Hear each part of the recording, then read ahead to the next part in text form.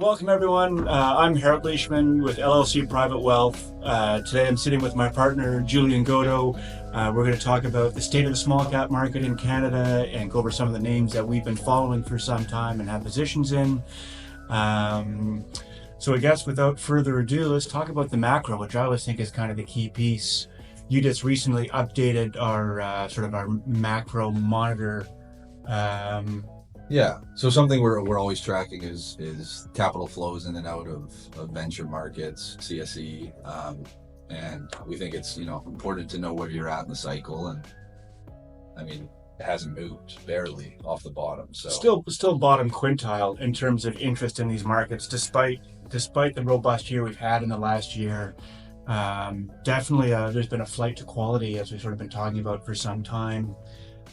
Companies with strong cash flow and growth and margins, the institutions have definitely come down and bid those up, which has been great because we were long early on those. So that's nice. Yeah, and I think to contrast like the rip we had in 2021, which was a broad-based, everything's running, versus now more of a quality earnings run. So happy that we had the couple of years of no one caring to accumulate some of those names. As hard as it was to go through that time, we will be sending that data out to our clients on the list. If you have any questions or you're not on our list but would like to receive that data, we're happy to share and discuss it. It's been a fairly active month in terms of stocks and activities. So what do you want to talk about first? I mean, Enterprise? Why not? Yeah, so Enterprise, big bought deal, $20 million, $1.90. Upsized to 25 million. Upsized to 25 million, and the stock closed, I think, up. So north of $2. Always north a of good $2. Yeah. So yeah, that's been a story we've been on for quite some time, and in their own way look like they're probably well on their way to becoming a nice Canadian compounder. I think it was notable that the exclusivity agreement they signed was for Western Canada and didn't mention energy sites, was specifically industrial. So I think that opens the door to mining and other industries beyond just natural gas or oil sites. And right, I do like a rental business. The margins on it are fantastic, and I forget how fast these things pay back, but it's I think it's 40% IRR on the towers, which is crazy. Mm-hmm. On the microgrid, sorry. Yeah, on the microgrid. So we'll see if they'll be able to deploy all this capital. I'm assuming they can if they've taken the money, and we'll see where it goes. What else has been happening? Well, and I think on the Enterprise too, it's interesting. The next couple quarters are the seasonally strongest. Yeah. So they did post a lousy Q3 due to the fires in northeastern BC. Yeah. This year, but all that work's still there. They've still got to fill that LNG facility out at Kitimat. And it's been an exciting one for us, and hopefully it continues. We'll see. Yeah, the next one's VitalHub, one that I think we don't lose too much sleep over these days. So a couple weeks ago, reported great results. They're up on all metrics. I think post quarter, they're up another 25% or so. That's organic growth, right? There's both organic growth, and then post quarter they've done a couple of those large acquisitions that'll close. I think those acquisitions add like another 27% growth, and they still have 50 million in cash for more acquisitions. Post all acquisitions, and they're still kicking out, I don't know, 10 to 12 million a year in after-tax income. Yeah. So that flywheel for the compounder is definitely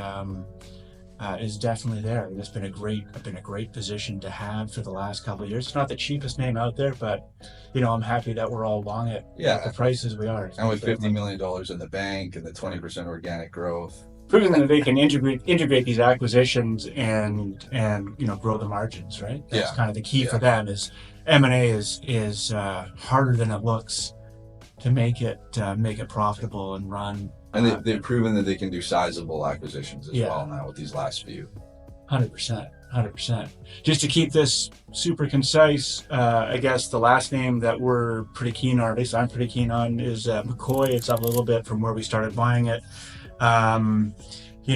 Great earnings profile, great growth. I forget, it's like 40% earnings growth or something like that. Yeah, and I think some of the last quarter was misunderstood in terms of the lumpiness of the business. I mean, I don't know off the top of my head. I think they still did a 15 or 16 million revenue quarter.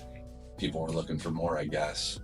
Stock was down 50%, went from 3 all the way back to 2. Yeah, I think 257 was the low, Right. on the pullback, and that's whatever. I think 3, pushing 3, but the backlog continues to grow, which I think is most important.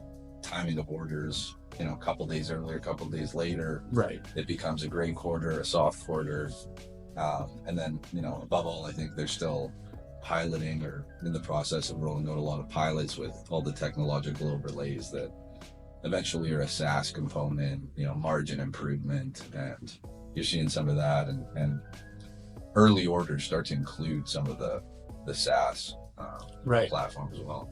Well, it'll be interesting to see if it will transition from a purely hardware distribution multiple into the energy services sector, which is always going to be fairly modest if they can acquire some of that SaaS multiple in the future, assuming that business grows.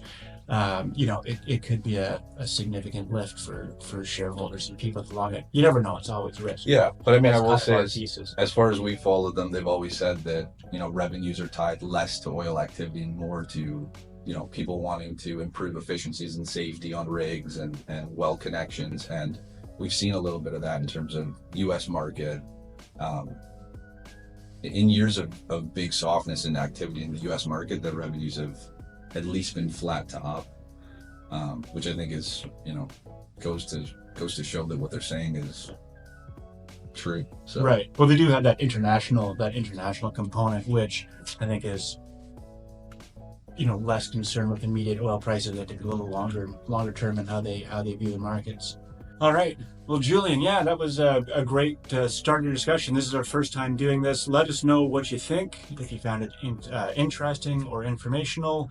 As always, you can reach us at the contact information down below. Again, my name is Harold Leishman, my partner Julian Godo with LLC Private Wealth, here talking about small cap Canadian stocks.